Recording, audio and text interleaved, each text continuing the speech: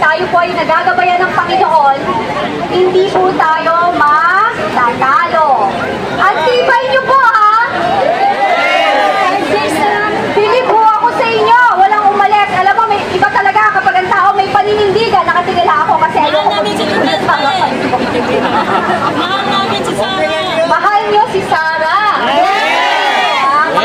Mahal natin, hindi lang si Bibi Sara, but ang mamamayang Pilipino at ang ating bayan. O ba? Ngayon po, ako po ay nagbalik. Medyo nalito dahil kasi ang dami kong meeting. Pero nagpapasalamat po kami na nandito pa rin po tayong lahat. At hindi po tayo magsasawang bumalik dito para po sa inyong lahat. Nawahoy magpatuloy ang ating pakikilaban na maituwid ang sambayan ng Pilipino at mapaganda ang kinabukasan ng bawat Pilipino.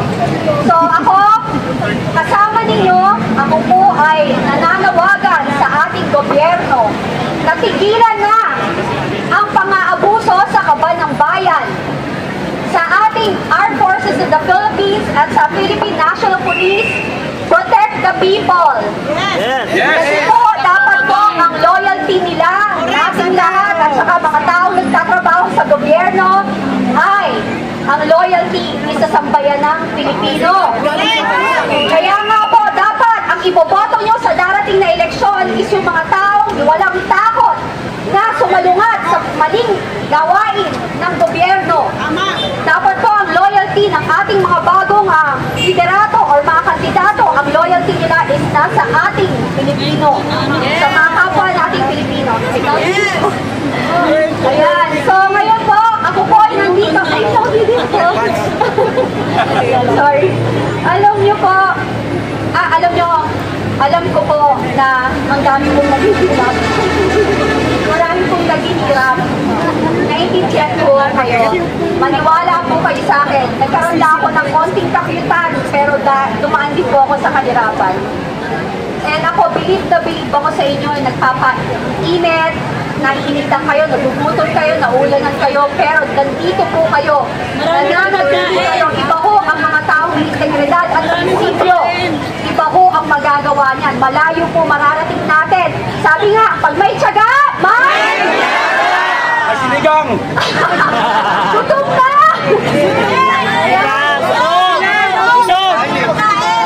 Bukas po, birthday ko!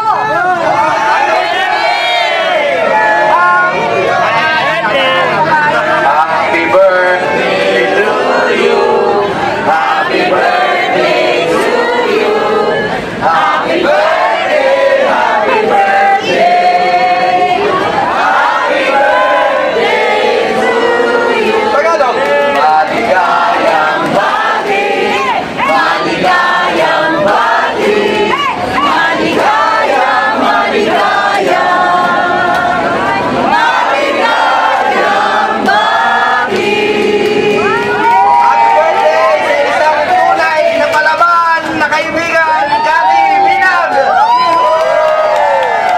Ang prinsesa ng mga Didi supporters! Idolo ko po si Atty. Jimmy Bondok. Ang makaganda ng boses. Pogi pa, tama?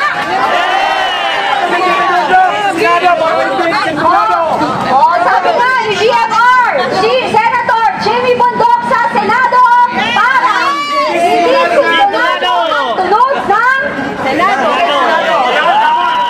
Okay. Oo, alam niyo po. At saka i-claim na natin, Senator Jimmy Bondok. Bakit po? Sabi nila, ang dami. Kasi nasa listahan ko siya. 5 ang senator ko. Ito ba? Bakit? Kasi tahimik pero naghanda. Bago siya kumandidato. Nag-aral ng batas. Hindi ko naman po minamaliit yung mga taong hindi nag-aral ng batas. Pero importante po yun pag alam mo. Kahit bagong graduate, hindi po nagmamatter. Ang importante may alam sa ating konstitusyon. Kasi alam nyo, protektahan ang sambayan ng Pilipino. Again, mahal ko kayo! Oh my God! Tomorrow, punta ko kayo dito. Magpapa-cheeseburger ako.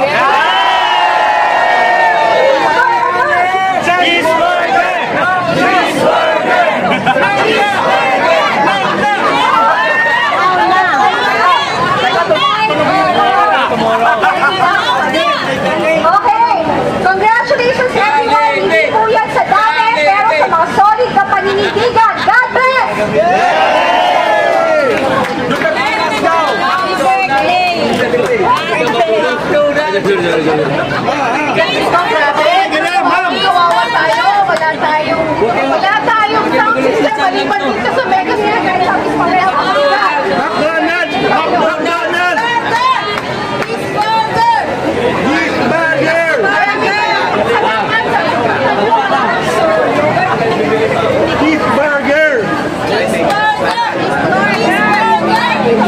McDonald's! Attorney Jimmy Bondok For Senator! para hindi sintonado ang Senado. Bago na pang big money. Ito yung kanyang slogan. Attorney Jimmy Bondok para hindi sintonado ang Senado. Tama kasi nga sabi niya, Ma'am Cathy Bilang, nag-aral, naghanda si Attorney Jimmy Bondok para hindi maging sintonado ang Senado. Nasa puno. Pero maraming salamat sa inyo ha. Sino dito yung mga panglimang gabi na? Sino ang mga galing pa ng Mindanao? Visayas! Sultana ko, Sultana. Diba? Grabe yung indikasyon ninyo.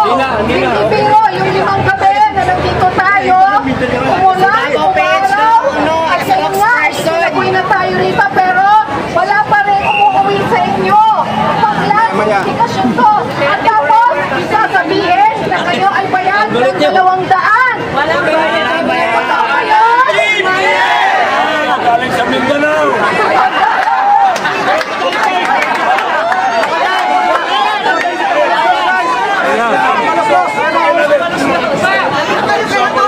Pera ng bayan.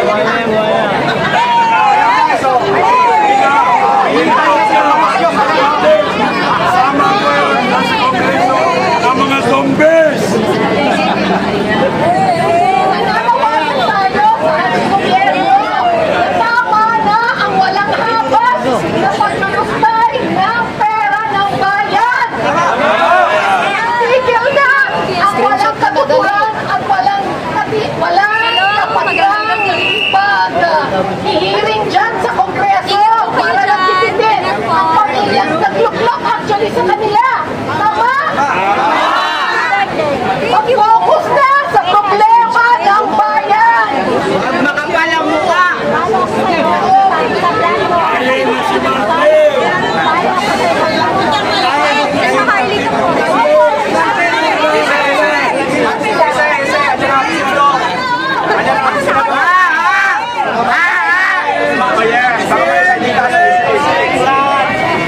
Ang malandaw ka naman. Diyan, hindi mo na kayo ng tubig, mga kapatid.